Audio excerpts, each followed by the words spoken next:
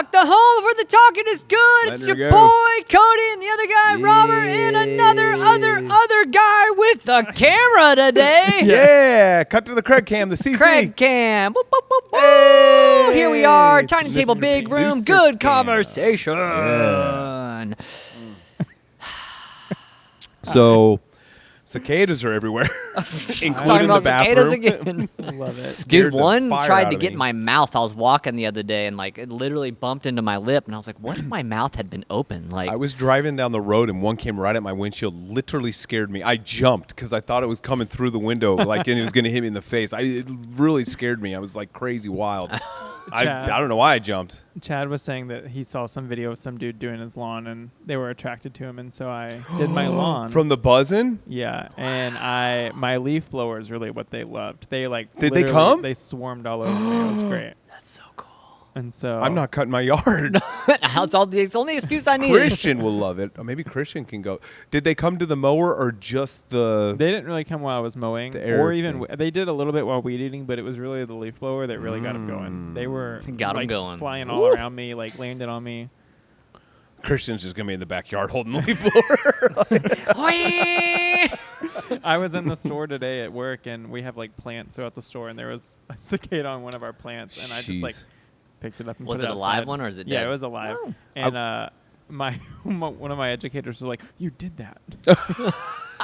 You did It just cracks me up that people are scared of them. I don't know. I'm horrified. They They do don't- nothing. they literally do I don't know, nothing. man. They're like crazy. I always envisioned if an alien was going to take over the world, they would low-key look like giant cicadas. I mean, they're horrifying. They're scary. I was just using the restroom downstairs. I was using the stand-up potty, the big boy potty, and as I'm going, there was one The that urinal. landed on my shoulder and came in with me, and I didn't know it. And while I was going to the bathroom, he took off, or she took off, or whatever. It took off, and just right next to my head, just a... And I was screaming. I'm surprised you guys didn't hear me scream. But lucky for So me, good. Cody came and picked Amanda, it up. you and might carried want it. to clean the Today. bathroom again. Honestly, bro, I had no idea what was happening. I was just freaked out. They're getting big now too, which is great. Are they growing? Yeah. I think it's I getting didn't quieter out, notice. though. I think we're past the surge. I don't know, man. It seems like it comes in waves. Like there's moments Yeah. where it's quiet and all of a sudden it's like "Ree, ree, ree." The afternoon is always louder than the morning. I think they have when they put out their mating call. The mating I hour. think they like the afternoons. Maybe. Lazy. OMG. They just don't wake up till 2 o'clock. Love it. It's fine. Jealous. Get some good rest. Got a long night of Long- chirping ahead of you. Long night of chirping and dying. I've noticed though, like even the ones that They're are alive everywhere. and dead, I'm like, I can't tell you're alive until like I get right the- up on you. yeah. Like they Yeah, look they start moving. exactly the same. I'm like, is that a defense what's mechanism? crazy Just is- be really still. Yeah, they possum might up. think I'm dead. You can walk outside and the sidewalk's just covered with them. They're everywhere. Anyways, Yeah. crazy times. Crazy time to be Crazy alive. Times. So what is on the old Docket. What's coming from the brain holes? What's the spirit lead us to talk about today? Anybody got any? You vibing? You're throwing that out there like someone who's got a plan. It wasn't. That was my Oh, plan. okay. There was no plan. It just was. I was like, oh, let's just see what. I'll say this. Says it. Since we're opening up this door, there's no other way to say it other than just to say it. You know what I mean? So I'm just gonna say it. Okay. I saw. I just don't want to say it because I don't know if I want to go Yikes. down this route. You said there's no better way to say it than just to say it, but I don't want to But I don't know if I want to say it. I don't know if I want to go down this route. I don't know if I want to pull this cord. pull the cord. I don't know if I want to. Isn't pull the cord mean like you're done with the conversation? Let me just ask a Pull the question. thread. Let me just throw this out there. I don't know if I want to ask that question either. What is an acceptable reason to leave a church? Oh. So I actually shout out if you're going to listen to this. But my aunt and uncle actually like came to me and asked me for advice about this very thing when they were debating leaving their church. Isn't he the pastor? Well, this was before, and actually, Okay. let me clarify. I'm really thinking about leaving this church. Let me clarify. My uncle did not actually ask me Oh, at man, all. he's down bad. I've never had this conversation with my uncle. It Okay, was so my your aunt. They Yikes! went What if they to- watch this? They Do went. you think they'll get offended? Well, hey. Hi. They went to a church in the town that they live in. So they're not pastoring at this point. At this point, they were not. Okay. And they were attending. It was a very popular church. Like most of the town went to this church, Mhm. and the pastor, brother, whatever people called him. They call him brother a lot. I won't say names, but he's well known around town.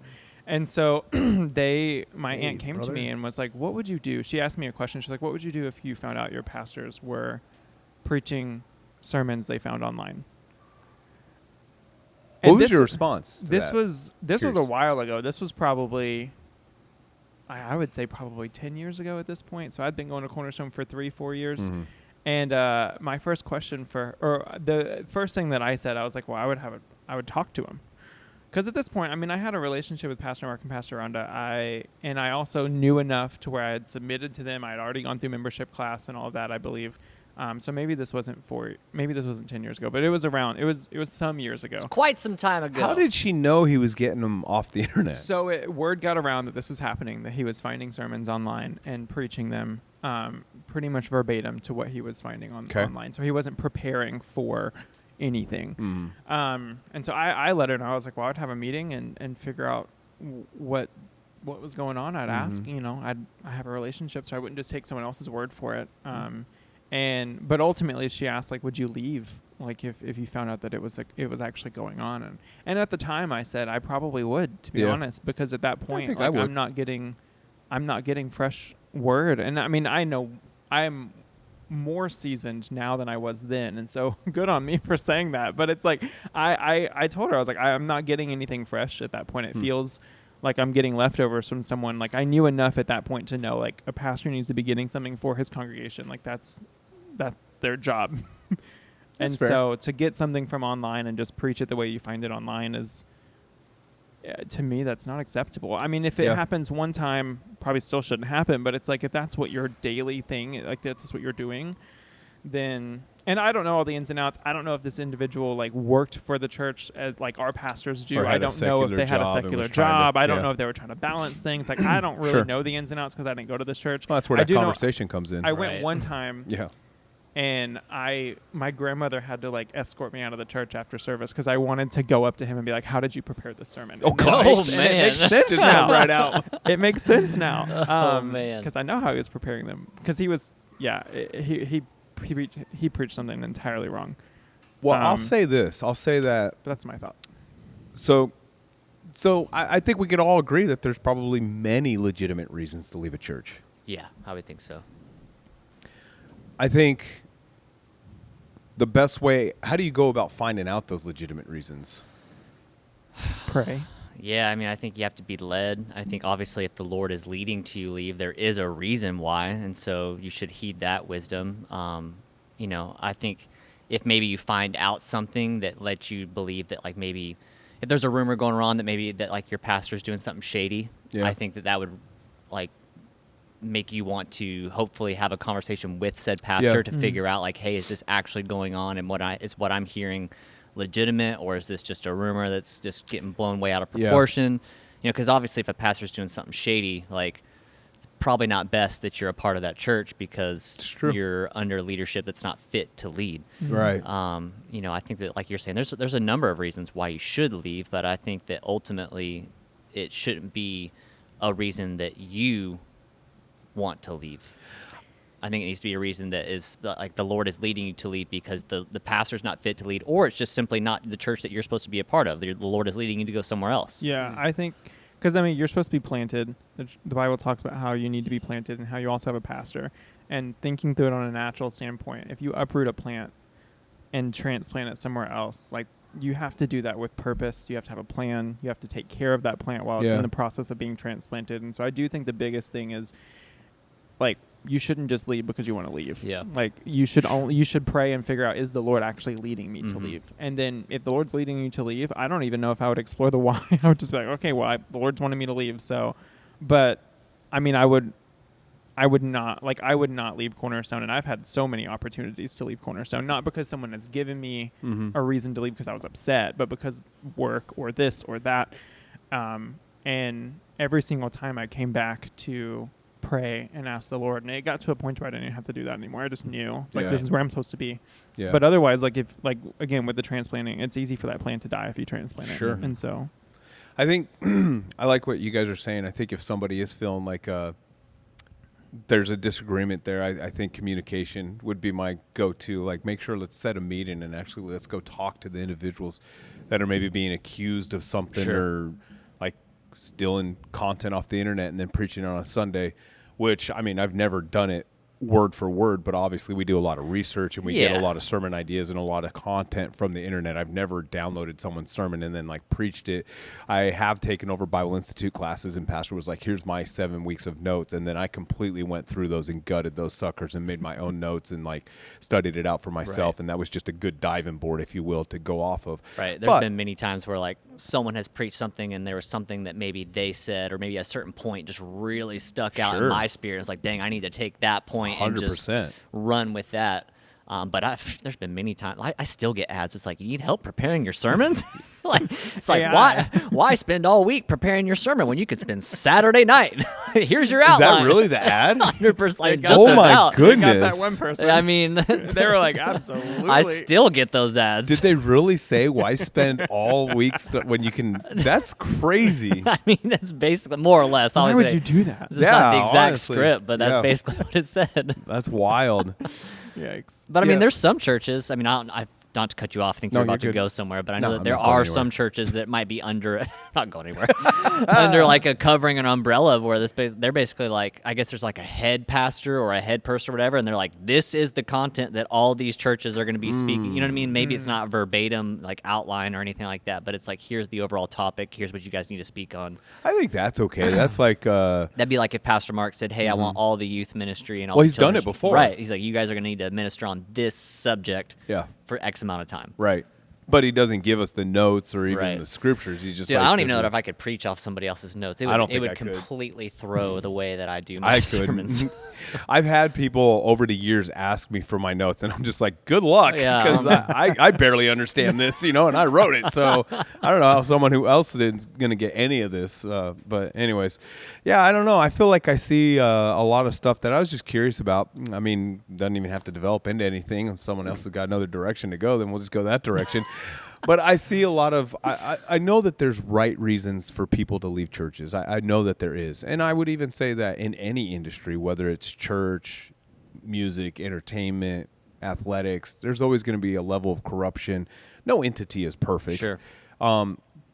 And, nobody should go through something that's unhealthy, or at least I will say go through something. Now, obviously, we don't want anyone to go through something that's unhealthy. And if you find yourself in an unhealthy relationship, whether it's with the church or job or whatever, then I would say that maybe you should start seeking a way out of that, because we want everyone to be in healthy relationships, Right. whether it's with their church or with their family or whatever. You want healthy, good, quality relationships, right?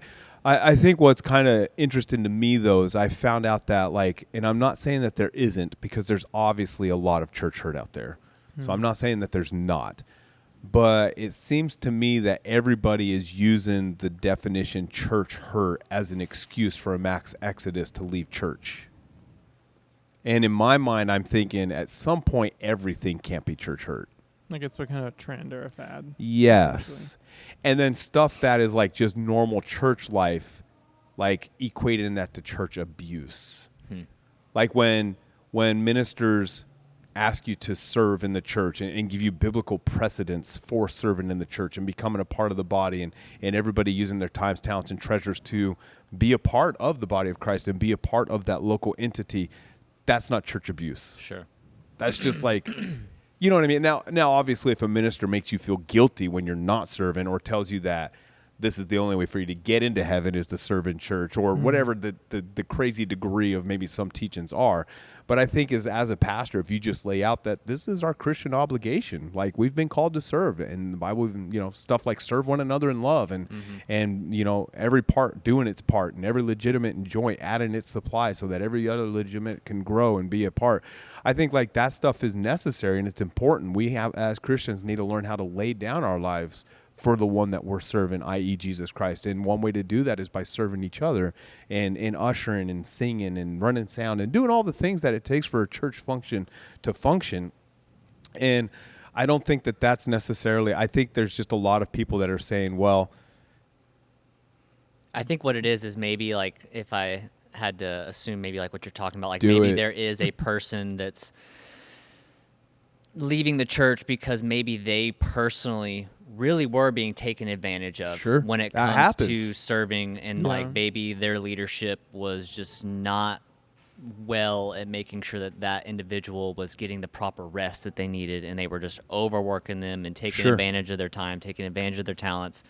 And then maybe there's another person that overhears this story and they're like, oh, well, if that is corruption or if that's messed up, then all of it's messed up. So that Yeah. means I got to get out of this before it happens to me. And I think that is a Yep. problem right now, is that everyone's equating one person's hurt as a broad situation of like, this is not okay over here, so it's not okay anywhere Yes. across the board. And that's not necessarily the case. It's like, just because one person was taken advantage of doesn't mean that everyone's being Right. taken advantage of. There are people that truly care about their volunteers and their leaders. Like I believe here at Cornerstone, like we really appreciate our volunteers. We really appreciate the people that serve in this ministry, and so much so that like if you need a Sunday off, you know what, you just tell us. Like Yeah, sure. even if we have to If you need a month off. yeah, even if we have to just double up and put the staff on something, it's fine. Yeah. We care more about you than what you do for us, Sure, Pastor Mark, 100%. and you say that all the time. It's because we mean it. Yeah, absolutely. And I think you bring up such a good point. And I feel like this is problematic in everything. Mm-hmm. I think when we start painting with broad brushes and we start unilaterally applying one thing to everything, that's when it gets weird and crazy and just kind of ruins, all of it. Because I think we have to take, I think what would be good for us is to do our due diligence and take everything to the best of our ability, case by case, and just running across it by having these, like he said, and you said, having these individual conversations and going to people. And I think we've talked about it many times before, is we're just living in a time where people maybe don't want to have those conversations. They're like, well, I'm just going to leave. I'm just going to go over here and do this instead, or I'm just going to pull away from church altogether. And I think that's what is concerning to me, is I see a lot of people, like, instead of trying to have these conversations and maybe this was a bad church under bad leadership, but that doesn't mean stop going to church altogether. Let's find you a healthy place to worship. Right. Let's find because they're out there. Yeah. I believe that there's good churches all over the world, and I believe that there's good leadership teams all over the world. And so I don't want one person who has experienced legitimate church hurt and experienced bad leadership to pull away completely and then miss out in turn what God has for them within a community of believers, in a community of leadership that is being done the right way. And so I think it's about trying to figure out, how do we overcome that as a culture, and how do we overcome that? Because it's not just in church, it's all over the place, right? It's like, no, we need to get back to like maybe talking to each other. And if you have a disagreement or you see something that kind of doesn't sit well with you, that you are able to go to somebody and say, hey man, I noticed this, or I was feeling a certain type of way about this. Can we talk about it? And I think a lot more of that gets resolved, and we all end up coming out better on the other side of that, instead of just like pulling away and being like, okay, I don't want anything to do with this anymore. And so, and I think it's just something I've been thinking about and pondering a lot, again, because of the algorithm of stuff that I'm watching. It's just, there is certain stuff, and I see the other side of it too. I do see like the weird abuse that goes on, and it's just like, I guess I don't know how to say this without hurting someone's feelings, but like when I hear someone's story, I'm just thinking to myself, how did you not leave sooner? like, dang, just Yeah. get out of there. You know what I mean? What's going on? Why did you sit through that? Why did you stay through that? And maybe it's because I've never been in a toxic church relationship like that, so I don't understand how deceptive. Well, I mean, I guess it's probably similar, and I've never been in an abusive relationship, never been part of one, never been the one. You know what I mean? Like, Sure.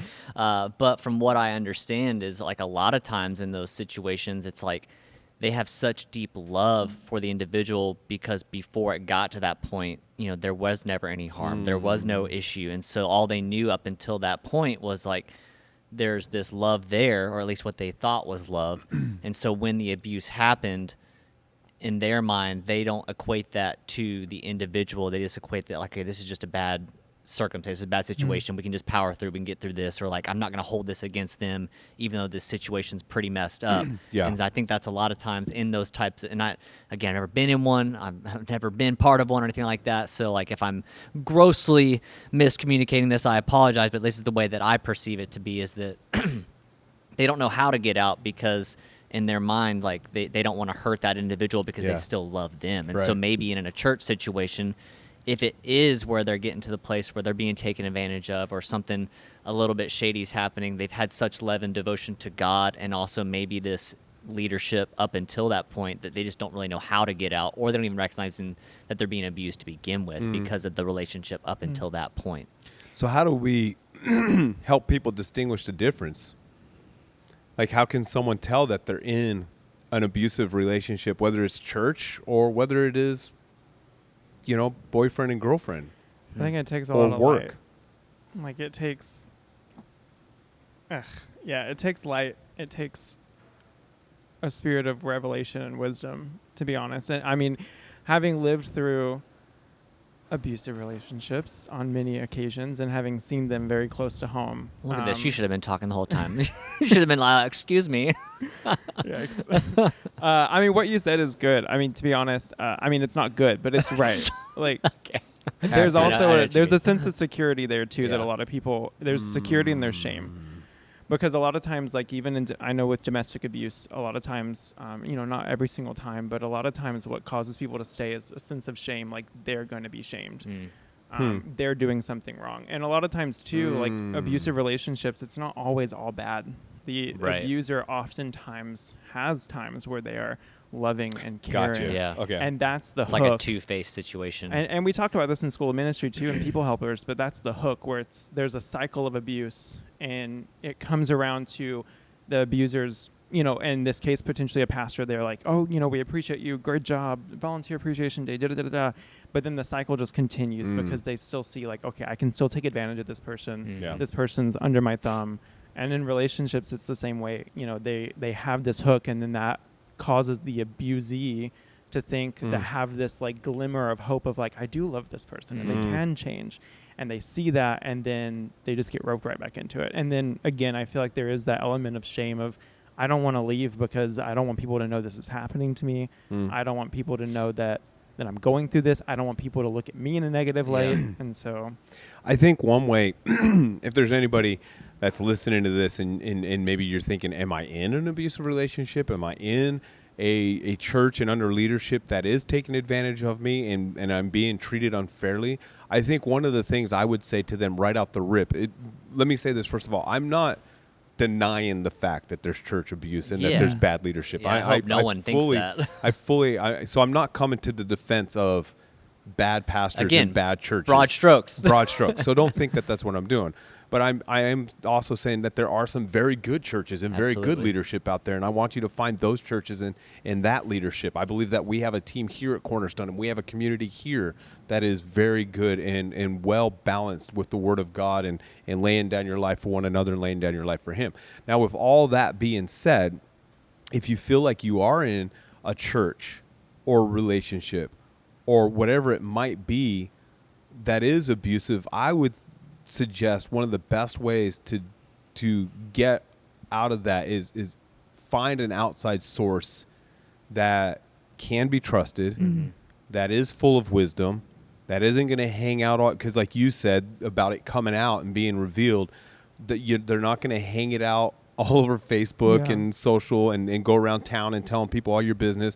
Find a good, reliable, trusted person that you can confide into, that they can give you wisdom and insight to maybe help you determine, is this legitimate or is this just, am I perceiving this wrong Yeah. or incorrectly?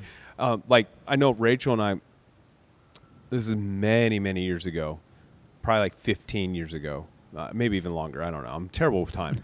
But Terrible with time. we were talking to this young couple, and we knew that the relationship was an abusive relationship, and not physically abusive.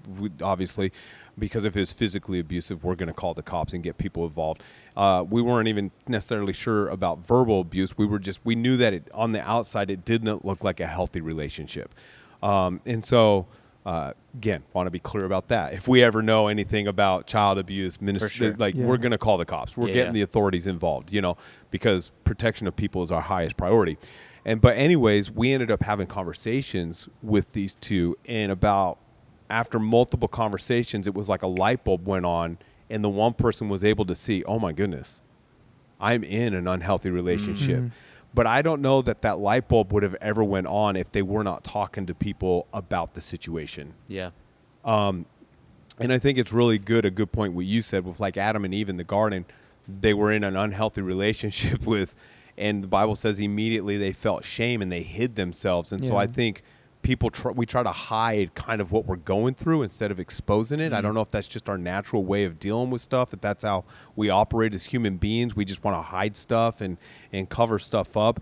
And so I think it would be good if you feel like you're in a situation and you're not sure about it, then just find someone you can talk to. Yeah. Find someone you can communicate what you're feeling, what you're going through, what you're thinking, and use them as a soundboard. And maybe they don't even have all the answers, but maybe you in sharing answers will come. Because sometimes I've been in situations where I'm just talking, and then in the middle of talking, I'm like, oh, I have my answer now. I just figured this out. And so I think the whole point is let's not internalize this entirely and keep it to ourselves. Let's start getting out there and talking to people so that we can figure out what's going on, because we want to move forward and be healthy and growing and having a good life while we're here on this earth. And I feel like we can't have that if we're stuck in an abusive relationship, whether it's a church relationship, personal relationship, or whatever. Yeah. I mean, I can even speak a little bit on that too, because like I go to therapy. My therapist was actually just calling me, which was really funny. It's so timely. Be like, hey, you want to come on the pod and talk about it? But I came into marriage having a really low emotional maturity, and that was due to a lot of different things, and a lot of it was due to my upbringing. And so one of the things that I committed to was going to therapy to talk through a lot of the things that I went through in my childhood. I have been redeemed from all of it, and I have been freed from all of it, but there's a lot of things that I'm ignorant to that I didn't even know was affecting me because of things that had happened or things that I had lived through. And so like to your point, like I go to a therapist, I talk about these things, and it's made me even more so now more of an open person to where when things in the moment happen, I'm like more apt to say something, or like if like my spouse says something that like, rubs me the wrong way, or even someone at work, or just in general, like things that I would normally internalize and like, it's not a big deal, whatever. It was a big deal because what I was doing was, whether I didn't know it at the time, but I was like I was building a wall between me and that person, or me and that feeling or that emotion, to the point to where it got to a point to where I had a whole complete brick wall up between me and the whole world. Yeah. It even caused me and my best friend to not be friends for like 2 months, which doesn't seem like a long period of time, but it's like That's that. a I long mean, time. Best friend. It caused some issues even between me and my best friend, to the point to where like I had walls up between me and everybody in the world. And so I'm very grateful for my wife, because she's so emotionally mature and she's so in touch with her feelings. And it's great because through that, like through even just my wife helping me, and sometimes she not even know that she is, and then me going to therapy and bringing all this out in the open, I've been able to chat through things to where like I've been sitting on a couch in tears talking to someone I don't really know because I'm like, dang, like I had no idea that had the grip on me that it did. And so even bringing it to light, I mentioned a second ago, like it takes the spirit of wisdom and revelation. Every time I go into therapy, I pray, I don't rely on my therapist to like show me things. I rely on the Holy Spirit. And thankfully I go to a Christian counselor, so she also, has the Holy Spirit. Yeah. But every single time I ask the Holy Spirit, like reveal something, like shine light on something that I don't know about, that is holding me down or that's holding me back. And it's been so good because even like it's not necessarily I'm not in a relationship with these people in my past anymore, but I'm in a relationship with myself. Right. And it's helped me find things in my relationship with myself that I've been able to like become healthy with. And that in turn, I mean, the Bible talks about, do unto others as you'd have them do unto you. Like I can't love somebody else if I'm not loving myself. True. And so even in that's helped me like really grow my relationship with myself and be more honest with myself. To the point to where it's affected everything else, and it's made me more of an open person to where I can talk about things. So glad talking we got about a it's camera for you important. now. You just talk for a long time, like he's got a camera now. It's so much better now. Aw, producer camera. But talking about it is so important. It's Yeah. hard. It's so hard. Yeah. And it can be. But having someone, even people around you, like my wife is so good at probing. Like she will ask questions. Dig and dig and dig. And dig. Yeah. And you know, the people that we've done this with, like they always come back and they're so grateful. And I've really been able to fall into that same, I've been able to operate in that way too now. Yeah. But having people around you too that like will not let you sit where you are. Yeah. Like I think back to my family. Again, shout out if you're listening. But like, I mean, a lot of people in my family, they just let us sit where we were. They didn't help. They didn't call the cops. They didn't do anything. And it's like, thinking back with my adult brain, I'm like, why didn't you do something? Yeah. Like a lot of what we went through, a lot of what I went through could have potentially like come to an end a lot sooner had somebody have done something. So Yeah, and I think there's something to be said about that too. Like, I have heard stories of legitimate church hurt and in abuse, and like that family got out of the church, and they're now in a good church, and they're growing, and they're thriving, and they're having a great time. But like in hearing that story, like because they told me this particular situation that happened, and I'm thinking, man, if I saw that, I'd have just got up and walked out of the church right then. Like I would have been able to recognize, like, this is sketchy as crud, man. I don't want to sit here. I'm not sitting underneath this leadership. You're going to pull that? No, I'm out. And I'm surprised that like people would even stay in that church. Like, why would you stay there and be a part of that? It's just mind boggling. It's just got to be the reasons that you guys have brought to the forefront, but being an encourager or being if you are around that situation but not directly involved in that situation, bold enough to stand up and say something and do what your wife does, ask questions and dig and help people maybe see what they're caught up in the middle of, or be a person who's like, you're going to hate me forever, but I'm calling the cops. You know what I mean? We're getting something because, they might get mad at first, but eventually they're going to get over it. I think sometimes people just need an intervention like that where someone 100%. will step in and be like, you know what? I see this going on. I recognize it for what it is. I'm going to intervene and do whatever's necessary, to help in this situation.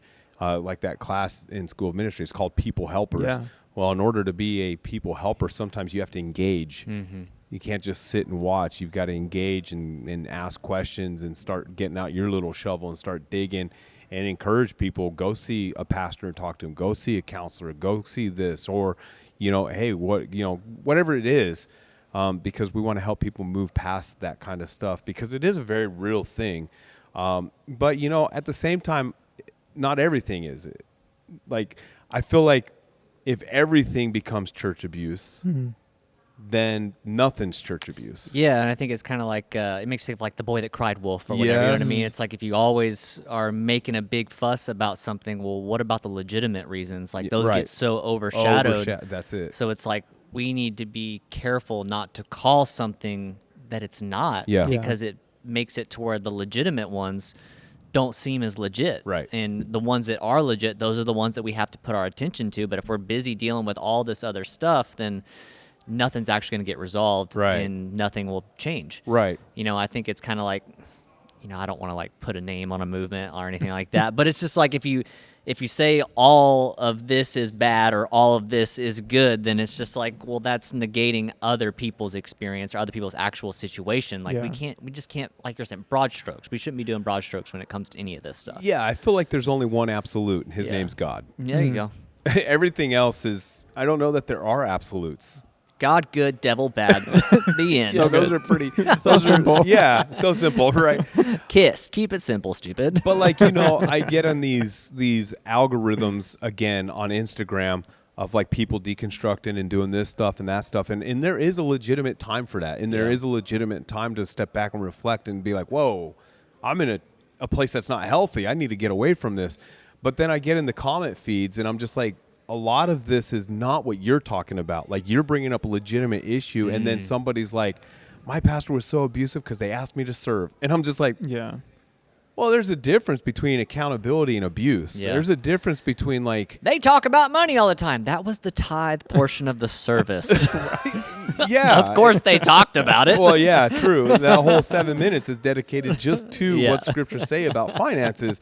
But it's, you know what I mean? It's Yeah. like, I can't believe they asked me to work in the children's department. You know, and I don't know how they communicated Sure. that. So I don't know if they were like, you're not a Christian if you don't do this, or you're a terrible person if you don't do Right. this. Obviously, if they articulated it like that, it's bad on them. But a lot of these people in the comments are just like, yeah, they told me I needed to serve as a Christian, and I didn't serve, and I felt guilty, and so I left the church. And I'm thinking, I don't know if this is the whole story, because not everything can't be church abuse. Yeah. Yeah.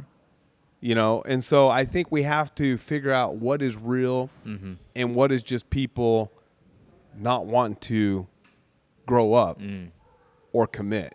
Yeah. And I think that it's important to be, we as ministers, part of our job is to communicate scriptures, and scriptures hold people accountable. That's one reason why I believe people who aren't Christians hate Christianity, is because they don't want to be held to account, but God's word holds us to account. So it's like part of me deciding to be a Christian is saying I'm going to be accountable to the teachings of Christ. And so those teachings are the directive for my life. And so if part of that teaching is I'm supposed to serve, then I'm supposed to serve. You know what I mean? And so I feel like we need to take it serious, and there are legitimate cases of this, and it's a very real issue, but at the same time, not everything is church abuse. Yeah. Yeah. You know what I mean? I don't think it's that. I don't think it's like one or the other. I think that this stuff happens, but it doesn't happen everywhere. Yeah. And so I don't want to like unilaterally be like, you know, oh, that's a terrible church because I had a terrible experience at this church. I don't think that's fair to God Yeah. to judge him based off of an experience we had over here. You know, I want to keep going in my faith and keep going with God, understanding that there are good people and good ministries and good churches out there. Maybe just I need his help finding it, Yeah. Yeah. you know? Yeah, I mean, it's something that's just really been kind of coming up just a little bit in my spirit as we're talking a lot is, you know, just kind of at like the root of all of this is just I keep being reminded of back in the garden where, you know, God said it's not good that man is alone. Like man is just we're not meant to be alone. Yeah. And so like we're meant to be community people, and then we're also meant to, like we've been talking about, find someone we could communicate with, and there's got to be a reason that Yeah. both those work. There's a root in there somewhere. And I'm sure it's like commune, but you know what I mean. Like there's something there. Like community and communication are so vital that like we really need one another. And like, you know, I think the devil does a really good job at making Yeah. us become isolated, and so we either withdraw completely or we withdraw in a sense to where we're not even willing to communicate with our community. We can be in a community but yet still be very alone because we're not opening up Yeah. or not allowing ourselves to be a part of this community, either by serving or by actually talking and rubbing shoulders with one another. And so it's like I think that's the devil trying really hard to make someone isolated so that way they're not participating in community Absolutely. or they're completely ejecting from their community. Yeah. And so my encouragement to anyone that maybe is deconstructing or maybe they've had some church hurt is find some kind of community, at least if you're willing to still walk with God, if you're deconstructing, or if you've been having church hurt and you're still willing to give God a chance, find a community that you can trust. Find someone that will lead you in this walk with God again that you can communicate with. That is one thing that I've noticed when it comes to some deconstructionists that I've like come across in my algorithm, where they've actually said the one thing they miss is the community aspect. They miss community, and so when they've left the church, they've left community. Yeah. And so they're clearly still not being fulfilled, even though they felt unfulfilled. And Yeah. so don't let the devil rob you of what God originally said. Is that that was the first. It's not good. And so clearly, it is necessary Yeah. that you have community, that you find the right community. So if you've been hurt by your community, don't give up. Find a new one. And if you have a pastor over your life that you feel like is not supposed to be your pastor, then find the one that is supposed to be your pastor, because you need someone that you can communicate with, and you need a community you're supposed to be a part of. Yeah, and we all need people to hold us accountable. Yeah. That's part of community. Yeah. And I believe we should welcome that. We should invite that into our lives. with my wife and then other people in my life, I have an expectation that if Robert ever started getting a little squirrely, they would call me on it. They would be like, listen, this is what we're seeing. Explain it to us so that way we can walk through this together. You know what I mean? Obviously, I don't want them just to attack me and be like, idiot. You know what I mean? Like, I want them to kind of come to me and let's have a conversation. Let's talk about it. Let me explain my viewpoint and you explain your viewpoint. And somewhere in the middle of that, we're going to get to what's actually going on, and we're going to be able to make some corrections and move forward. And so, but I think a lot of just everything hinges on communication and conversations. And like you were saying, I mean, I think, I know everybody feels this different type of way about COVID, but that was one of the things that we hated about COVID is the disruption it caused in community.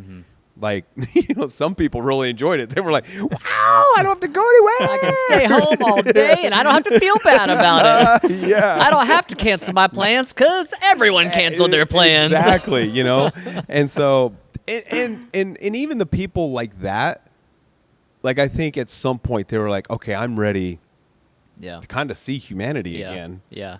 I'm ready to kind of rub shoulders with people again. I feel like I can hear Craig's thoughts. He's like, I never got there. So, ready for another 6 months. No, I'm just kidding. I don't know. It was great because we got to quarantine with our best friends. So so that was awesome. we had community built in Right. our house. You which weren't was all the really Holy isolated. Right. He knew what was going to happen. Yeah, so. I mean, to some extent, like our family, we really were fine because we had community in our home. But I think at some point, it's like we could almost get comfortable with not having. Yeah. Like this is kind of a different avenue and a different thought process. But like I heard somebody say this, the only bad part about missing church is eventually you'll no longer miss church. So it's like if we get in this place of like not being around people and not having community, eventually at some point we're going to think we're better off without it, even though it becomes the norm. Yeah. And even though we're really not. Yeah. And so I think the master designer, God himself, as you're saying way back in the bit, that he built us for this companionship. Yeah. He built us for community. Yeah. He built us. And obviously the devil is not ignorant. The Bible tells us that he's seeking as a lion, seeking whom he may devour. Right. And if he can use the tool of separation, he'll use that tool of Yeah. separation. And so he loves it when people leave the church. He loves it when people leave their shepherd, their pastor. Obviously, Jesus Christ is the over shepherd, and then he's placed under shepherds in his body as pastors to help watch over the flock. But the devil loves it when he can cause separation. And he'll use any tool, and any weapon in his arsenal to do that. And sometimes it is legitimate bad leadership, abusive leadership, and they hurt you and they ruined your experience with community. I'm just asking if that's anybody out there, be bold enough and brave enough to understand that that's not every community. Right. And don't pull away, because at the end of the day, this whole church thing is not man's design. Yeah. This is God's design. He's the one that has built, even Jesus told, upon this rock, I will build my church. Sure. So he wants to build church. Sure. He wants to build community, and it has to be done his way, has to be done the right way, where people are loved and cared for, but also challenged to grow and not to stay where we are. And there's healthy communities out there that will do that will love us, that will value us, but will also challenge us to grow. And we need to not be afraid of that. Yeah. And so if there's anybody who the devil's been working on and he's been challenging you to pull away from your community, don't do it. And if you feel like you are in a toxic community, go talk to somebody. Yeah. Go talk to the pastor. Yeah. I mean, come on. If they're really a pastor, they want to talk to you. Yeah. And if they shut you down, that might be your answer. Yeah. At least in a blatantly obvious situation where it's like they're not even willing to hear your position at all. Then that might be your answer, that's an unhealthy community to be a part of. But if you've ever found yourself in an unhealthy church community, or you're in one right now, not all church communities are that way. Yeah. Yeah. And I think that's what I'm really trying to drive home. There is a place for you Yeah. that God is wanting you to get plugged into. I believe we're a good community. Amen. I believe we're a great community. 3783 Sullivan Street, Madison, Alabama, 35758. Come see us anytime. We're the church you've been looking for. An actual sponsor. The sponsor. Knowing him and making him known. But I mean, we love our slogan. You know, not only is it raising up a generation to know Him and to make Him known, but also loving God, serving people. Yeah. And you can invert that if you wanted to. You know, serving I people, was wondering loving if he was God. gonna do it again. Yeah, So because it works both ways. Sure. You know, I want to make another. What did we call those things? Neon Neon signs signs. that Yeah, goes yeah. under it. That is the inverted. So it's both loving God, serving So no people. matter which serving way God, you loving read it, people. you're reading it You're both reading it ways. right. But I believe we are a community. Are we perfect? No, No. we're not perfect. But I believe we have the main things down. Mm-hmm. We love people. We love God. We're here for one another. We want everybody to thrive, everybody to grow, Amen. everybody to have this Jesus, God, Zoe kind and quality of life in abundance as Scripture's promised us. And sometimes I will say this, and then we'll shut her down. Sometimes to walk in the Zoe, the God kind, it takes community Mm-hmm. because you're going to go through things in life. Yeah. Yeah. And sometimes when we go through things in life, we need community around us to pick us up and Yep. say, hey, it's going to be okay. We're going to get through this. We're here for you. We're praying for you. We're standing with you. We'll help you in any way possible. Let's go. Come on. Let's pick ourselves up and let's move forward. When we go through something and we're all alone, that's a dangerous spot to be. That's exactly where the devil wants us to be. Yeah. And so he'll use any device or weapon to get us to that place where we're really, really vulnerable for his attacks. And so this community thing is important. And church is legitimate, but also good churches are legitimate. Yeah. And so let's go back to our expression. Let's not throw the baby out with the bathwater. let's keep the baby. You know, Throw out the water, but throw keep out the baby. Keep the baby, because there is a place for everyone in Mhm. God's family, and our hope and desire is that as many people find their place in that family as possible. Amen. Yeah. Amen. So, Man of A's. yeah, don't give up on God. Don't give up on community. And Amen. I don't really know what else to tell you, but have a great day.